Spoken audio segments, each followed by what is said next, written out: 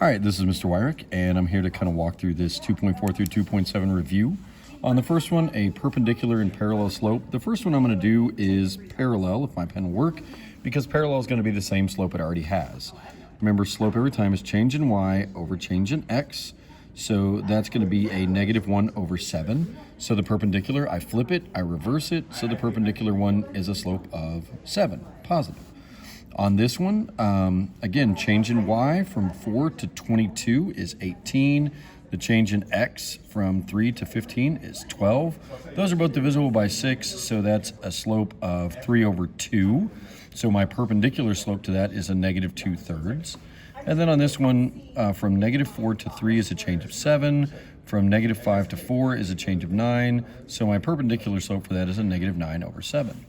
Everything I know about perpendicular bisectors. The perpendicular bisector has to have the opposite reciprocal slope, and it's going to go through the midpoint every single time. Super important that it goes through the midpoint. The following line segment is at 0, 3, 1, 2, 3, and 1, 2, 3, 4, 4, 5, 6. So the midpoint here is difficult. 6 plus 3 is 9, divided by 2 is 4.5 for my y value. 0 plus 4 is 4 divided by 2. So 2, 4.5 is where my midpoint is. And since this one has a slope of 3/4, my perpendicular bisector is going to have a slope of -4/3 and go through this point. So it'd be kind of like that, intersects at 90 degrees. Which of the following sets of numbers makes a triangle? The two smallest ones have to, well, any two sides have to add up to be more than the other one. So mainly you have to focus on the biggest side, and you have to make sure that the smallest side is not too small. 3 plus 4 is going to be bigger than 5. This one will work. 11 plus 12 is only 23. This one's not going to work. 15 plus 11 is 26. That'll work. 9 plus 12 is going to be 21 exactly. So this one will not work. 8 plus 8 is 16. This is going to work. And 1.4 and 2.3 is going to make 3.7. So this is going to work. The Pythagorean triples, the main ones I talked about in class were 3, 4, 5, and 5, 12, 13. But we talked about how you can multiply them. So 30, 40, 50 would work. 10, 24, 26 would also work, and that's 4 of them. If you're locked out of your house, the only open window is 23 feet above the ground. 23. You need to borrow a ladder to reach the window. At the base of the house, there's a bush. So you need to place the ladder at least 15 feet out. This is just 23 squared plus 15 squared is equal to c squared. This is the Pythagorean Theorem. So I don't actually know this one right offhand. I'll recheck it later, but it doesn't really matter. I'm just going to type it in the calculator as 23 squared plus 15 squared and take the square root to get my answer on this one. Point A is at the origin. That's 0, 0. Point B is at 2, -6.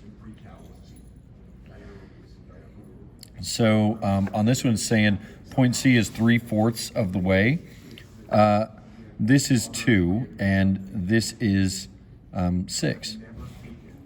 So 3/4 of 6 is 18 divided by 4, which is 9/2. So it's going to be at a -9/2 for my y value. And then 3/4 of 2 is 6/4. So that's actually it. I'm going to go over 6/4.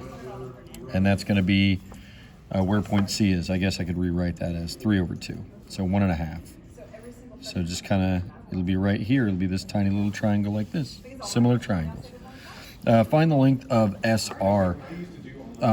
This is an isosceles triangle. So the sides across from those equal angles. So we have 2z minus 15 is equal to 9. I add 15 to both sides. That's 2z is equal to 24. So z is equal to 12. Oh, and I don't have to do anything. The length of SR is going to be 9. Yeah, 24 minus 15 would have been 9.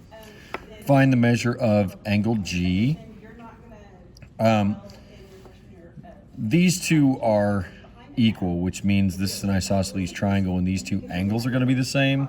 And I could work at it. I could try to solve these, but I don't really need to. The measure of angle G is going to be 45 degrees. I can find x, 3x plus 6 is equal to 45, but I know this is 90. So this is just, I take the 180 degrees and I subtract 90, I get 90, and that has to be split up between these two angles. So each angle is 45 degrees. Finding x, if I need to, that's 3x is equal to 39, so x is equal to 13. Number 9, Sam, Kendra, and Tony are standing in a triangle. If Sam is looking at Kendra and turns his head to look at Tony, he turns 40 degrees. If Tony is looking at Sam and turns to look at Kendra, he's going to look 50 degrees. That's 180 degrees for a triangle. Minus 40 is 140. Minus 50 is going to equal 90. Number 10, given that the angles of a triangle are found using the following: 3x plus 5 plus 9x minus 15 plus 6x plus 10 is equal to 180.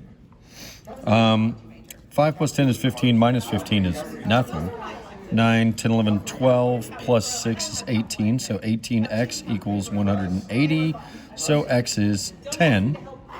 So this one would be 35, because 3 times 10 plus 5. 90 minus 15 would be 75, and 60 plus 10 is going to be 70. Given the following side lengths, determine the range of possible side lengths for the third side of the triangle. This goes back to that other question. All three sides have to be able to, you have to be able to add 2 of them together to make it bigger than the third one. So my smallest number that's going to work here is going to be 8, because 3 plus 8 would be bigger than 11, so x has to be bigger than 8, and it needs to be smaller than 3 plus 11 is 14, so it needs to be smaller than 14, so that's going to work. 32, and again, I can do all these the exact same way. 32 minus 15 is going to be 17 for the small end. 32 plus 15 is going to be 47 for the large end, so that's the range of values there. 89 to 101, if I subtract them, I get, 12 for the small end, and then 89 plus 101 is going to be 190 for the large end. And on this one, 23, 38 minus 23 is going to be 15, is less than, is less than x. And then 23 plus 38 is 61. And then the last one, find the midpoint of the following points. Halfway between 4 and 3 is 3.5. Halfway between 11 and negative 10 is going to be a positive 0.5, 1/2.